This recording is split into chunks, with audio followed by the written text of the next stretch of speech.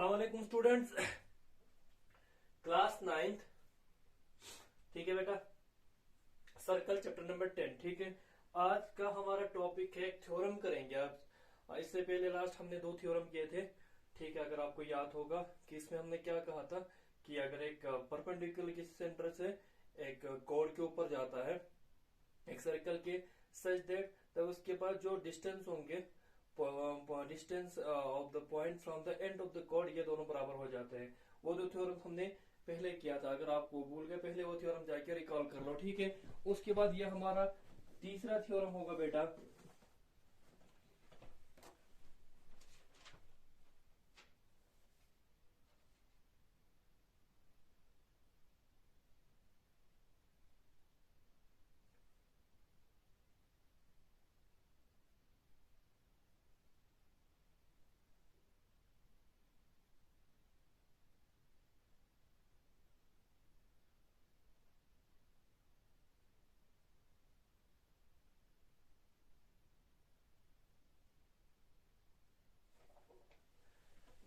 चलो बेटा, इस आज का थ्योरम है ये। देखो थ्योरम, पहले हमने जो थ्योरम किया था उसको अच्छी तरह देख लो।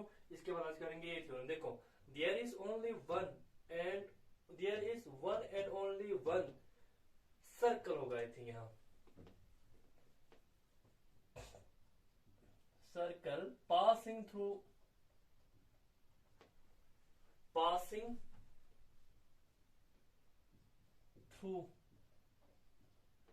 Three non collinear points. Non collinear points क्या होता है? वो पॉइंट को आप नॉन कोलिनियर पॉइंट बोलेंगे अगर वो एक लाइन में नहीं होता। देखो, नॉन कोलिनियर पॉइंट के लिए कम से कम 3 पॉइंट होना चाहिए। देखो, मैं एक पॉइंट लूंगा, ए बी और सी, ये तीनों एक ही लाइन में लाई कर रहा है, ये कोलिनियर पॉइंट बोलते हैं।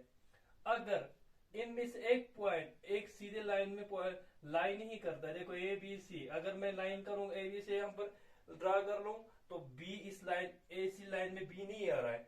और इसी तरह मैं एक लाइन का ड्रा करूं ऐसे बी के ऊपर, तो लेकिन सी पॉइंट इस लाइन ए बी में नहीं फॉलो हो रहा है। ठीक है, इसी तरह बी से एक लाइन ड्रा करेंगे तो बी से लाइन ड्रा करने पर ए इस लाइन इस ये पॉइंट ए है, बी सी लाइन में लाइन ही करेंगे तो क्या करेंगे, तो उसके बाद ये हम कहेंगे कि ए बी सी जो है नॉन कोलिनियर पॉइंट है। नॉन कोलिनियर पॉइंट वो पॉइंट होता है जो एक सीधी लाइन में लाइन नहीं करता। ठीक है, ओके, ये नॉन कोलिनियर पॉइंट है।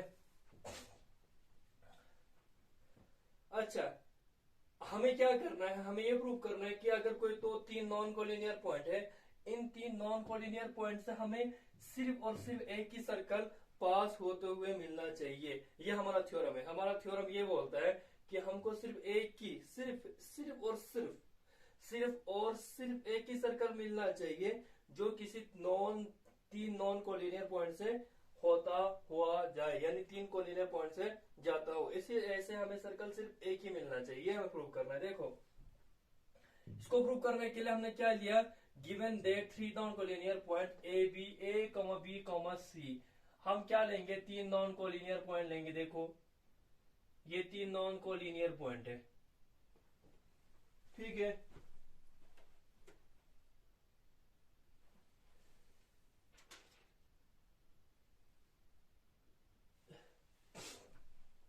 ठीक इस तरह से बनाओ बेटा।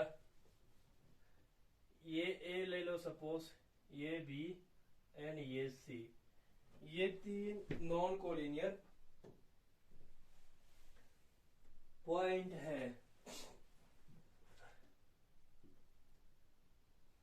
अब इसके बाद क्या करना है बेटा? अब इसके बाद कोई कंस्ट्रक्शन करना है। Draw line segment A B and B C. आप क्या करो, इसके बाद ए बी और बी सी को इस तरह ड्रॉइंग लाइन सेगमेंट की तरह ड्रॉइंग कर लो, इस तरह ये। और इसको या पर ड्राई कर लो या डॉट से दिखाओ, या सीधे ड्राई कर लो यार।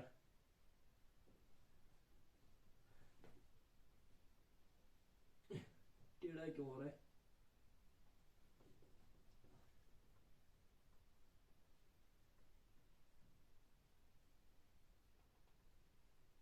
इसी तरह बी सी।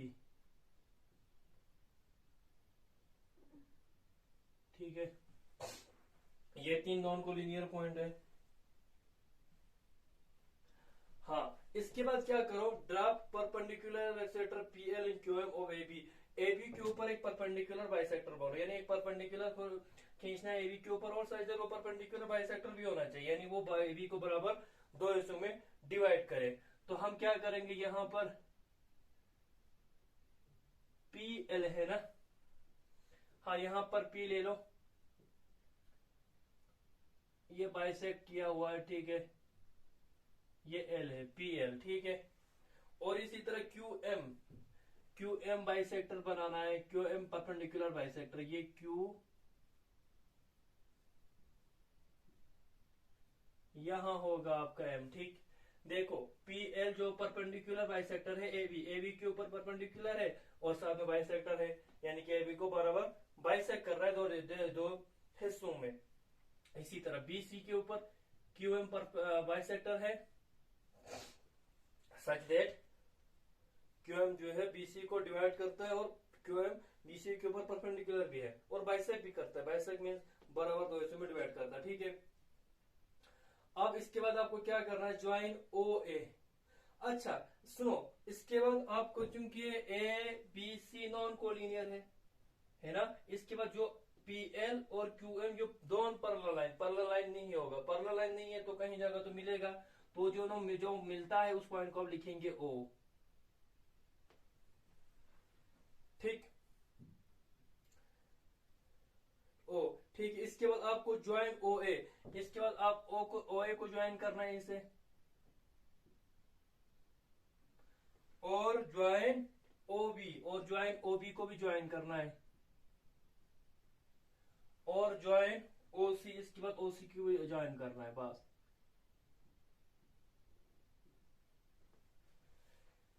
ठीक। इसके बाद क्या बोल रहे हैं, since O lies on PL the perpendicular bisector of B. अब पता है आपको, ये ओ जो है पीएल के ऊपर लाई कर रहा है, और ये पीएल क्या है, एबी के परपेंडिकुलर बाइसेक्टर है, इट मींस क्या है, ए से लेकर बी तक का डिस्टेंस, बी से लेकर बी तक का डिस्टेंस बराबर है, और ये परपेंडिकुलर है, और इन दोनों में ये कॉमन है, हमने ये चीज पढ़ा था। तो ये ट्रायंगल दरअसल खुद ब खुद नजर आएंगे, देखो एक ये ट्रायंगल बन रहा है, दूसरा ये ट्रायंगल बन रहा है, इन दोनों ट्रायंगल में क्योंकि पीएल परपेंडिकुलर था तो ये 90 डिग्री, ये भी 90 डिग्री, ओके, और साथ में परपेंडिकुलर पीएल बाइसेक्टर भी है, तो ये वाला डिस्टेंस और ये डिस्टेंस बराबर है, और साथ में ओपी दोनों के लिए कॉमन है, तो ये ट्रायंगल कॉन्ग्रेंट बन जाएंगे। कॉन्ग्रेंट बनने के बाद ओ ए आपको क्या मिलेगा, आपको कॉन्ग्रेंट होने के बाद आपको ये ओ ए बराबर मिल जाएंगे ओ बी के, ठीक है। आपको यहां साथ लिख सकते हैं, हुआ ये ऐसा क्यों से हुआ, because triangle O A P congruent बन जाएंगे जी to triangle O O B P, बस ये दोनों ट्राइंगल कॉन्ग्रेंट हो जाएंगे by side angle side axiom. ये आप चेक कर लेंगे साइड एंगल साइड एक्सियम के तहत, किसके मुताबिक होता है, साइड एंगल साइड के मुताबिक ये दोनों ट्राइंगल कॉन्ग्रेंट हो जाते हैं। कॉन्ग्रेंट होने के बाद ये साइड और ये साइड बराबर हो जाएंगे, और सेम चीज इसी ट्राइंगल में भी है। इस ट्राइंगल में ये ट्राइंगल ले लो, ये भी 90 डिग्री, ये भी 90 डिग्री, ये बाइसेक्ट कर रहे हैं तो ये साइड इसके बराबर है, और ये दोनों कॉमन आ रहे हैं, इसके बाद ओ बी और ओ सी भी बराबर आ जाएंगे। ये सेम रीजन इसमें में लिखना है, बस कॉन्ग्रेंट हो जाएंगे कौन से ट्राइंगल, यहां पर triangle O B Q congruent बन जाएंगे ट्राइंगल ओ सी क्यू की, by side angle side axiom, ये साइड, ये सेम रीजन आपने लिखना है,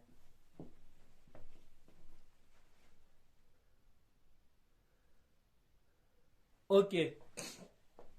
अच्छा इसके बाद आप पहले यहां तक नोट कर लो बेटा, इसके बाद हम नेक्स्ट करेंगे